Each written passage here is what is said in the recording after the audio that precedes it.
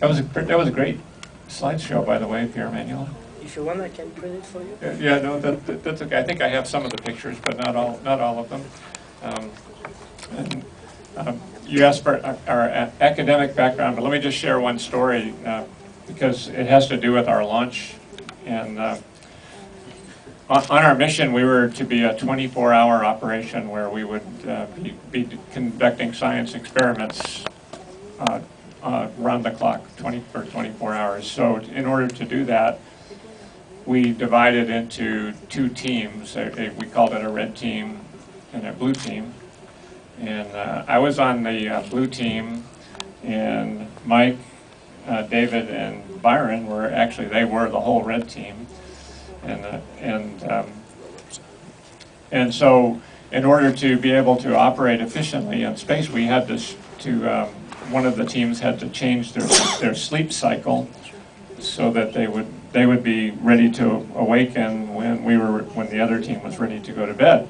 So on the night before our first launch of March 23rd, I went to bed at the normal time to wake up because I was going to be working that day from launch and then into the mission for the first shift, whereas the red team was going to stay up all night before the launch, and then once we got into space, they were immediately to go to bed.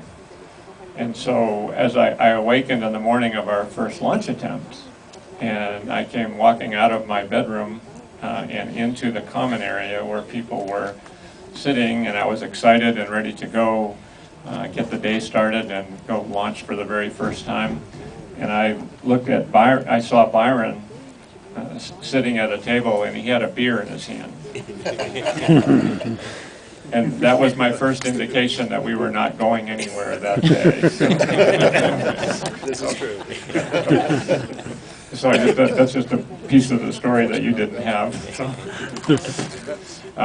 Back to the academic part, I guess.